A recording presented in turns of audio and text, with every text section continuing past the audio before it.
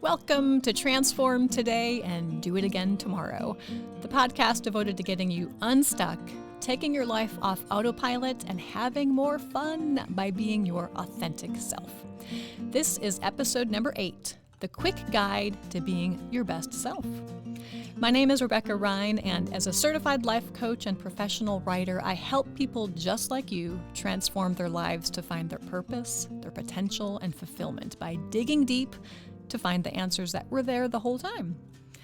Today is pretty exciting, you guys. It's the last episode in our 8-part series. I hope you've been listening. It's been so much fun to put these together for you. This is the last one of the 8-part series, and I created this to kind of help you dig in a little deeper into your life and take time to understand who you are, how you're wired, and what lights you up, and what you want out of life, why you want it, that's important to know, and how you're going to work to get it, and then ultimately what's stopping you. Well, that's a pretty big list of things to tackle, right? But we did take 7 episodes to give you tools and homework along the way to help you tune into all these really important questions. We began the series, and today is a wrap-up of what we talked about for the last 7 episodes. We began the series with the essential act of figuring out who you are, right? By becoming self-aware. We're going to create self-awareness and self-discovery. Now, being self-aware, it means you know in your soul and your subconscious mind who you are, right? That sounds like that's so out there, but it's really the most important first step, knowing who you are. We often overlook this step because it's really challenging and it feels really vulnerable, right? But if you skip this step and you try to change something in your life without doing this first step, the outcome often doesn't last, and you don't feel the joy you thought you would once you reach a goal if you don't do the work to figure out who you are deep down. Our lives, they just go by really quickly, and it's just easy to get wrapped up and swept up in the emotion and the daily routines and just kind of accept who we are or how we've let others label us without even thinking about it or challenging it. But checking in with who we are, it really helps us identify any issues we're having instead of just tolerating them.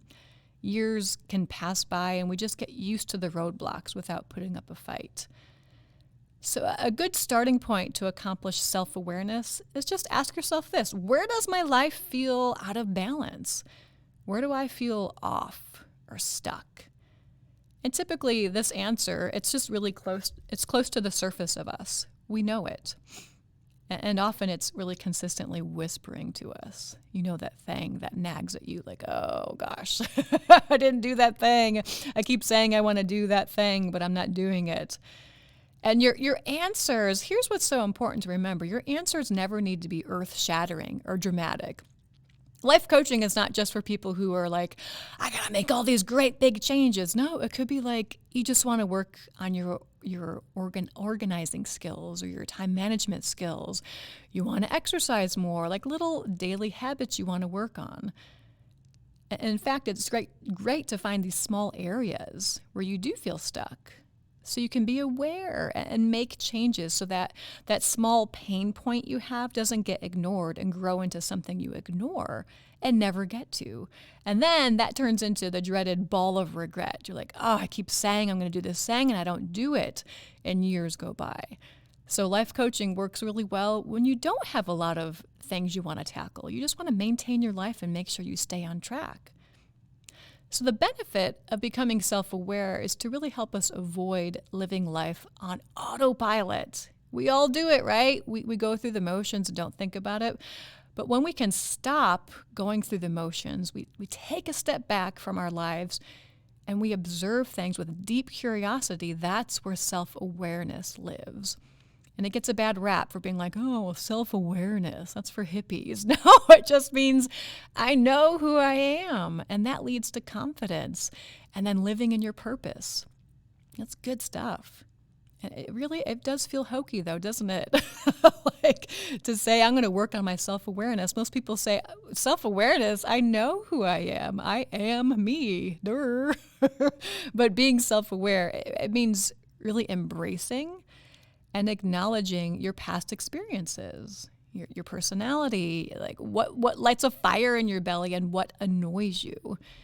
Being self-aware means you question things, you look around, and you take each day as it comes to you and you examine it closely. You slow down and do that. You're aware. You're not just letting life whip past you. It's taking the time to say, okay, all these things are a part of who I am. So how do I now make authentic goals to move forward based on this information? So again, if you're a person who's not emotional, you're more analytical, think of self-awareness as just gathering information. You're a detective, you're a scientist, and you are the subject of your research. I'm examining who I am, I'm gathering information.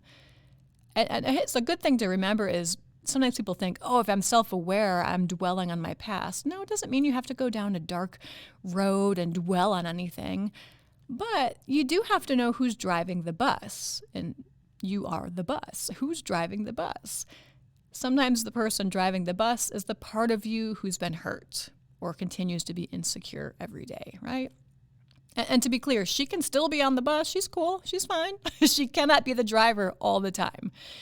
If she's the one who's driving the bus, your actions and ultimately your life will start to reflect that. So self-awareness is just being aware of who is driving the bus.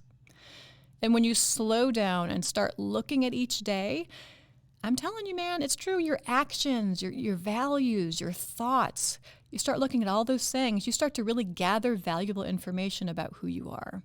And this information, it's really going to help you lay the groundwork for you. It's to keep moving forward and digging deeper in your life. So it's all about information gathering.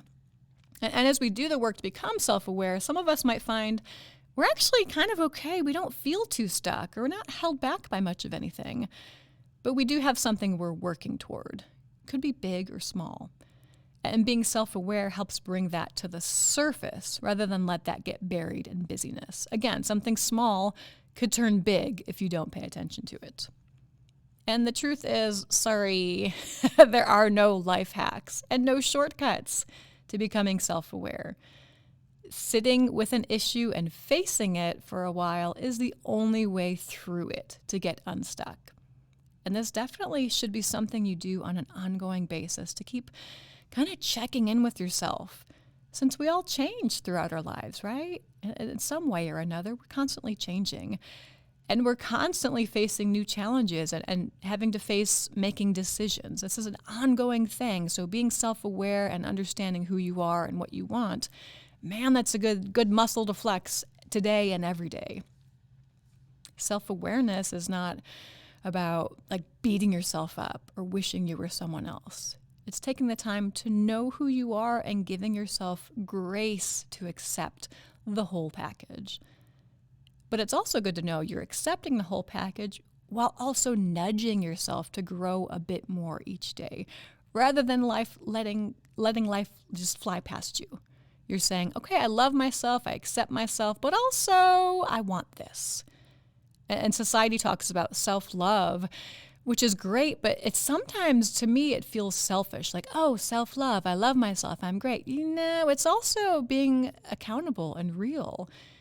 A better phrase for me is not self-love, it's self-knowing. Understanding who you are, saying, oh, that was a really crappy situation I was in. It really still has its grips on me.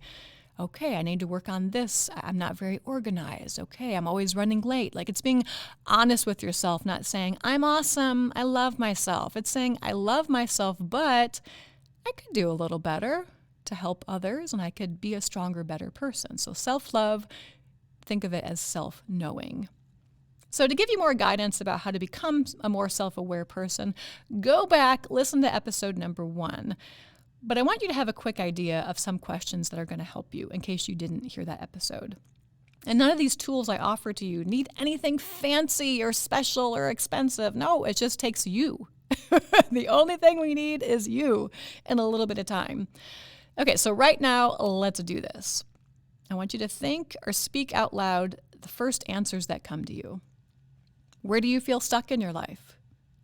What lights you up? What experience from your past has left a mark on your soul? Do you think highly of yourself? What goal do you keep pushing away? Okay, so pause it if you need to and write it down. And I'm telling you, people are always shocked at what comes up. You're like, I didn't know that was still in there. Yeah, it's in there. Your brain and your soul are always itching to speak up. We just got to give it the space and the silence to speak up and let it out. And it's good to know this. Self-awareness doesn't mean your head's in the cloud. You're not pretending everything's okay. Self-awareness means honoring the garbage you've been through, okay? It's like, yeah, that was not fun. You're honoring it without allowing it to have the last word. That's key. Such a good thing to remember. Self-awareness means honoring the garbage you've been through without allowing it to have the last word. You're not allowing it to always drive the bus. You're like, all right, get back there, sit behind me. You're cool. I need you. You keep me on my toes, but boy, you ain't driving the bus every day. That's not cool. When you become self-aware, you're taking the time to look at yourself objectively and honestly. So you can always be your authentic self. That should be our ultimate goal. I want you to be your authentic self because there's only one you. You're awesome. Bring it to the table. Give me your authentic self. The big goal in life is to be happy with who you are, right? And make any changes you want to make in a way, here's important the part, that feels right to you. You're making changes that feel right to you. But to know what feels right to you, guess what? You have to know who you are. You got to start at square one. Who am I? And self-awareness or self-discovery has to be the first step when you're trying to make any changes in your life. Or just to simply figure out what's bugging you, what's getting you stuck. I can't emphasize that enough. You have to start with that. If you dig into everything and you skip step number one, you are, destined to fail. You just got to know who you are before you try to change who you are. Does that make sense? Know who you are before you try to change who you are. So that was episode number one. After we talked about self-awareness and how to become self-aware, we then talked about knowing what your values are and how that information helps keep you motivated and confident. So you know who you are, and then you got to know, what's important to me? What are my values?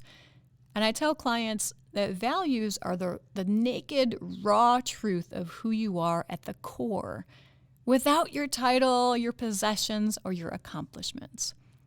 Values, raw, naked truth of who you are at the core, without your title, possessions, or accomplishments. So a quick and easy way to rephrase this, it sometimes lands better with people. Rather than saying, what are your values? You can say, what do I value? What do I value? For some reason, they just find it easier because it's not so intimidating. Because you're just asking, like, what are your priorities? What are you interested in? What do you place importance on? Your values are what makes you you. It's what your friends would say to describe you without thinking too hard. Like, oh yeah, she's so funny. Oh yeah, he loves nature. Oh yeah, he really loves God. Those things people can see outwardly. And the values, they just come pouring out of you without effort because they're tucked in right next to your heart. They're sewn into your DNA. And although values can be kind of baked into us, sometimes they don't change too much, right? Some hardcore truths are just truths for us.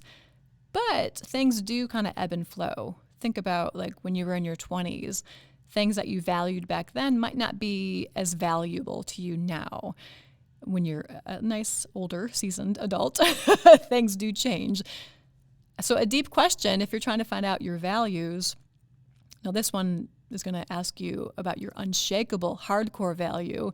The question would be, what would you be willing to die for? Right? That's going to give you your hardcore A list of things, of your values.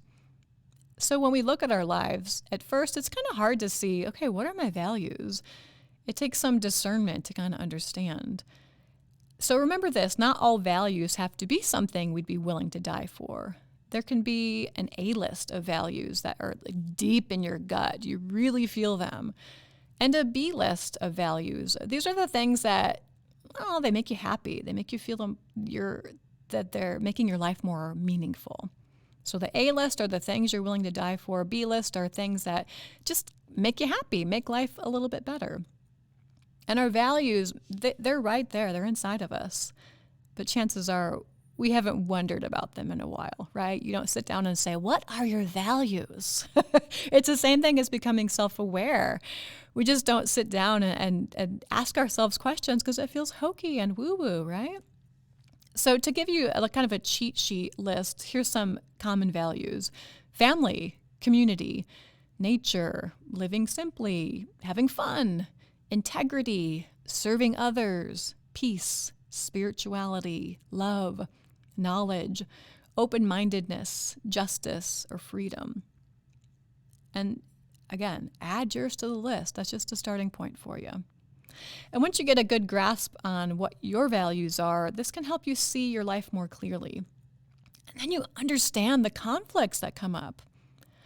So when you're in situations where your gut tells you it's not right, we've all had that feeling, right? Like, I don't like this. That's because the situation is in conflict with your values. People talk about that gut feeling so much, but they don't tell you what it means. It means your gut, it's the mouthpiece of your values, that your gut's like, hold up, not cool. Something is not in line with who you are. You're going to feel it when that happens. But in order to recognize that, you have to know what your values are. So know who you are, know what your values are. So go back, listen to episode number 2. I go real deep in that episode, deeper dive into values. But here's some quick questions to help you begin to gather the list of your values. So what's important in your life, and what would you not be willing to give up? What are the things in your life that really light you up? They light a fire in your belly. What have been some of the happiest moments in your life and in this past year? Even get more granular. What has made you happy today? At the end of your life, what do you hope to have accomplished? And what do you hope people are going to say about you? I was just at a funeral yesterday, and the things they were saying about this man were so beautiful. And I kept thinking, like, I hope he knew that people thought this way about him when he was alive. And I think they did, because I think he knew that because he was such an awesome person. But think about that. What do you want people to say about you or notice about you? In the next episode, we built upon the topic of values. So values is a big heartbeat of life coaching: who you are, what you want, why you want it.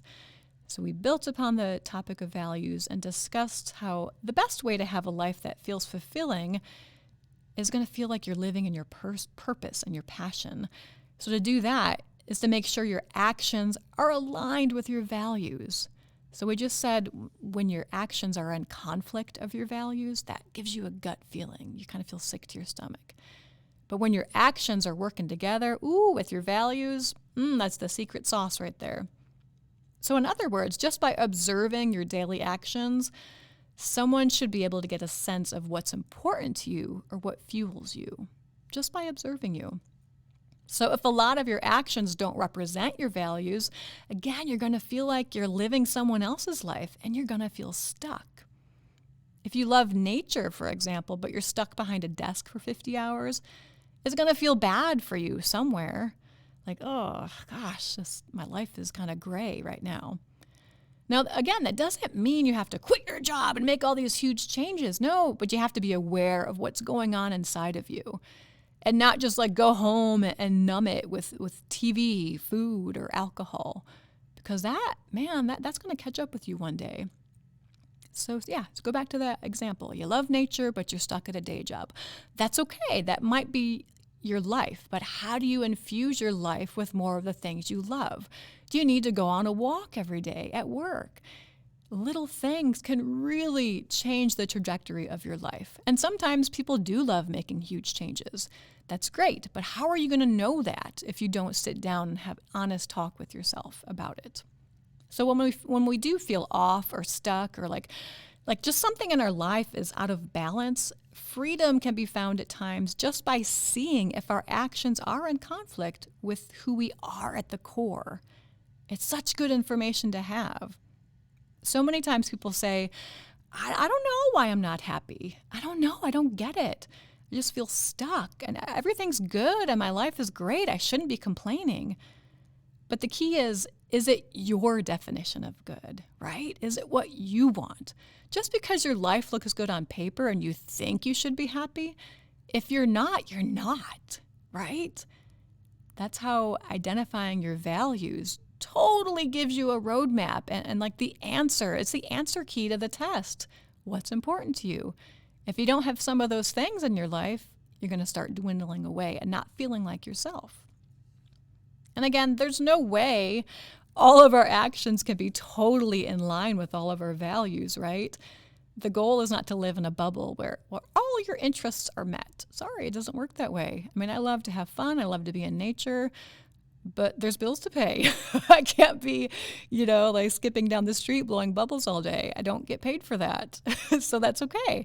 That's not the goal in life. A more realistic, sustainable goal is to carry your values with you into any situation or environment. You don't wait for your values to show up. You show up with your values. You don't have to wait to one day I'll be happy when I get my dream job or my dream relationship. You don't have to wait for that to happen to start being the person you think you might be one day if your life were perfect. Spoiler alert, that day doesn't exist. So be that person now, right now. Figure out what you value in life and bring that spark to life in every aspect. If you love nature, bring your love for nature wherever you go. If you love music, talk about music at your day job. Be the person you want to be today. For example, if you're having fun, if you like having fun, like that's your thing, that's my thing, don't assume you need to cut that out because you're an adult. And adults need to be miserable. No more fun. It's terrible. Fun and joy, man, those are wonderful values. Bring them to your work and lift others up. That's a great gift. Whether you're a cashier or a professor, I don't care what you are. If you love having fun, bring it to work, bring it to your interactions, and others are going to start sensing that you love to have fun. And you're not waiting until all your demands in life are met to start having fun. Bring that value with you. So once you figure out your values and you look at your actions, again, it's not like you have to shake your whole life up and make huge changes. When you sit with yourself, you can realize, I can make these small changes. And sometimes those small changes help you to see the next step. Like, I did that. Now I'm going to do this. You can start making a huge difference, but you have to start somewhere. And that somewhere is episode 1, self-awareness. And as you take a step back and you kind of evaluate your values, and if your actions illuminate your values, your life comes into more focus. And when we feel that way, like, I understand my life, you feel like you have more power. And think about what stress is. Stress is when you feel like you don't have power, like you're just chasing the ball after the street. You're not on top of the ball. So if you can understand your life and have it come into more focus, stress is a nice little byproduct of that. It is going to decrease a little bit more once your life comes into focus. You can start to see if you're living a life where you feel like you're bringing yourself to the things you do, or if you're just kind of going through the motions because you're not tapping into things you care about, or you're changing who you are way too much to match your life. You're not being authentic, and that's not cool. That's scary. We want your best authentic self because you're awesome. So go back, look at the answers you wrote down about your values, or pause it now and write down your values. It's so important. Now, the next step is to look at your actions today and this week to see if you can see your values being represented in what you did and how you did them. Okay? Your values can't be lit up in everything you do, but they should be there throughout the week, or you're going to start disappearing and be like, I don't know what's happening to me. I feel like I'm disappearing. You are going to be disappearing if you don't bring your authentic self to the game. In the next episode, we talked about making goals that are also attached to your values and creating a game plan that works for you and feels like something you can be excited about. I said your goals should become a part of you, not something that is put on you, right? Someone can't say, you're going to lose weight. Okay, I guess I'll lose weight. No, you got to want to lose the weight. You got to be excited about it. You got to say, today I'm going to do this thing. Tomorrow I'm going to keep doing it. Anchor it to your values, your why. Figure out what you want and why you want it. And the why, that's your values. It's like your lighthouse. That's my reason. That's my beacon in the night. That's what I'm shooting for. That's my motivation, my why. Not I'm losing weight to feel better. I'm losing weight because I want to be alive longer, to be with my family. Ooh, that's a deeper reason. That's your value. You might say, for example, another example, I want to get a new job. So then you ask yourself, why? People don't do the work to dig a little deeper. They say, well, I just want more money. No, if you sit with it, you'll see the bigger reason. Sure, yeah, it might be money. It's okay to want more money, but what does money mean? Money means you can provide better for your family, for example. So if you attach your goal to your value of family, that's a bigger beacon in the night than money. Family, family, family, that's the lighthouse that's lighting up and you can see it. Aha, that's my motivation. I'll keep going. Your motivation just goes up if you have a heavier weight of a value attached to your goal. And it's going to continue to be the motivation you're going to tap into to make the work to reach a goal a daily habit. And once something becomes a daily habit, it becomes a ritual. I once heard someone say a ritual is a habit with wings. It's true. And then that ritual eventually becomes just who you are without thinking about it, right? In this sense, we kind of change the landscape of what a goal looks like. It's not like a goal lives somewhere down there, only at the end of this road, this path, this journey. No, a goal lives in every intentional action we take along the way. So when we do reach the end, we've already taken on those changes needed. They've become a part of us. And yeah, it's really nice to reach goals. We've all had that accomplishment, right? But what happens? As soon as we reach them, our natural instinct is to create another one, which is great. It's called life. It means you're not dead. It's beautiful. So the goal is not just reaching the goal. The goal, I hope you can get on board with this, really, it should be to carry contentment and authenticity with you every step of the way. I don't care if you're cleaning toilet, you're doing heart surgery. That's not what matters. The goal is to bless the world with you, with your authentic you, instead of playing small or scared. No, we want all of you. Bring it out. You're awesome. We need your authentic you. Bless the world with you instead of playing small or scared. That's the goal. Now, that's not to say we all have to have huge goals that change the world. We want to run companies or do radical things. We're all called to do different things, right? That's awesome. That's lovely that we're all different and we don't all want the same thing. If your goal is to just chill out more and enjoy your family, man, that's great. That's wonderful. But you have to think about who you are and what you want. And when you create a goal, we talked about how being specific is your superpower. We talked about the example of being vague and saying, oh, I want to write a book one day. Your brain's like, wah, wah, I don't care. She says this all the time and she never does it. But when you're specific and you say how you're going to do it, when you're going to do it, what it's going to look like, what you're going to do each day, you break it down into, I'm doing all these 10 things. Your brain kind of goes, huh? Wait, what? Okay, now I'm listening. Now that's something I can latch on to. But when you're broad and general and vague, like, oh yeah, I want to learn Spanish, you're not going to learn Spanish until you say, why? Why do you want to learn Spanish? What are you going to do tomorrow? What are you going to do the next day? Where will you do it? How much time? How will you stay devoted? You have to really get specific around your goal. And my saying for creating goals is lower the bar of expectations so you don't choke on it.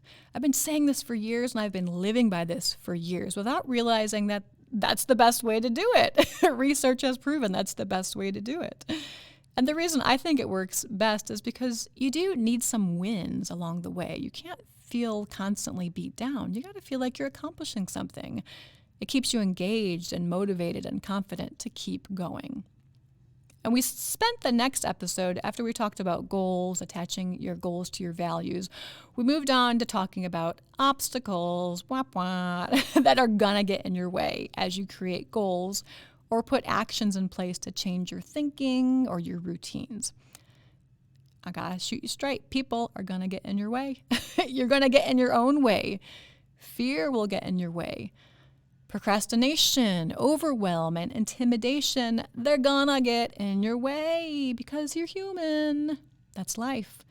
Lack of time, lack of money, lack of knowledge, all those things are coming for you. You're welcome. I'm telling you the truth. It is the truth. So what will you do to overcome obstacles? Think right now about some obstacles that have stopped you from reaching your goals in the past. Or even more so from even starting to do the work to reach your goals. You talked yourself out of it maybe. Was it hard to find the time? Did your thoughts tell you you can't do this? So you talked yourself out of trying? That's very common. You just talk yourself out of it. You're like, I can't do it. I'm not that person. So being real about your obstacles is the best way to be ready for them. Say it again for those in the back. Being real about your obstacles is the best way to be ready for them. Okay? Be real. So how do you get ready for obstacles? It's the same way you do everything in this podcast series. You slow down, you listen, and you're just real. You're just honest. Which takes us to the last step, some tools that can help you along your way. Now, we won't review them in depth since they were just a week ago. I hope you listened.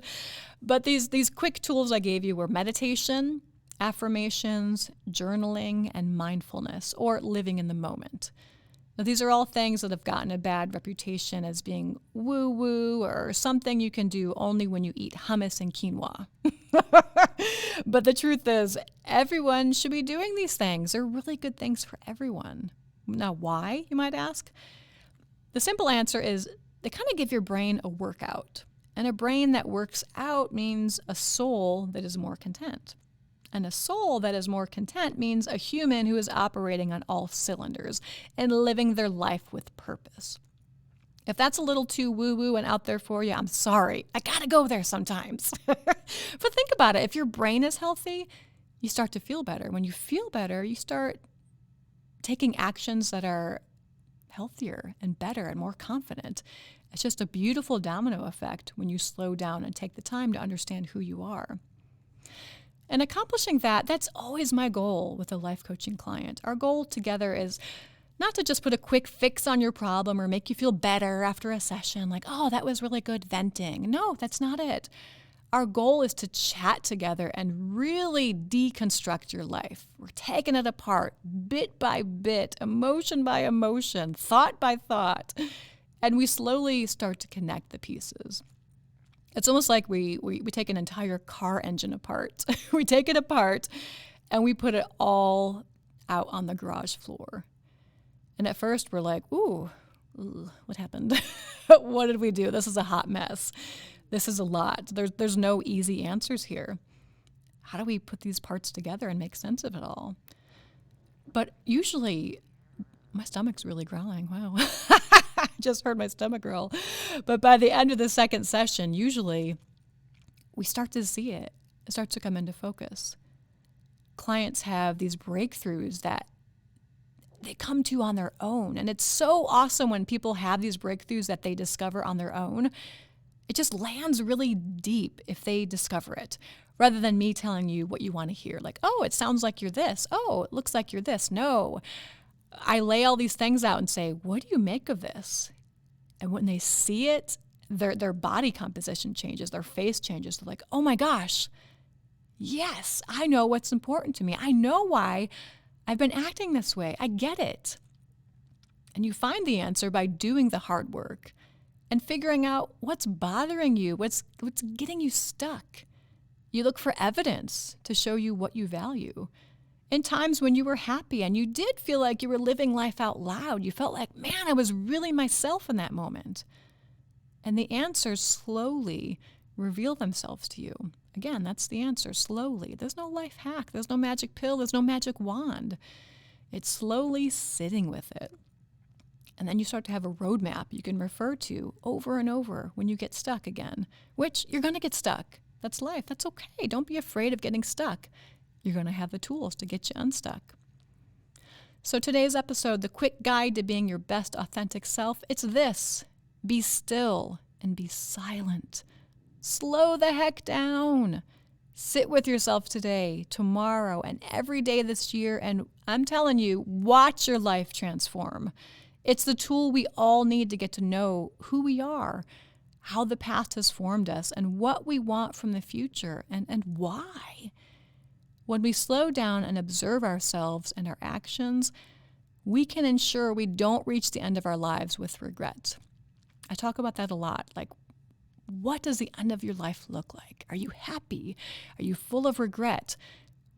Think of that last day, not in a morbid way, but as an empowering way. What do I want when I reach the end? Am I doing it today?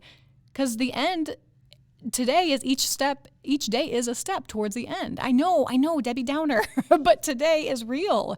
What do you want to do today to make sure the end is awesome? And people, we tend to see our lives clearly when we reach the end.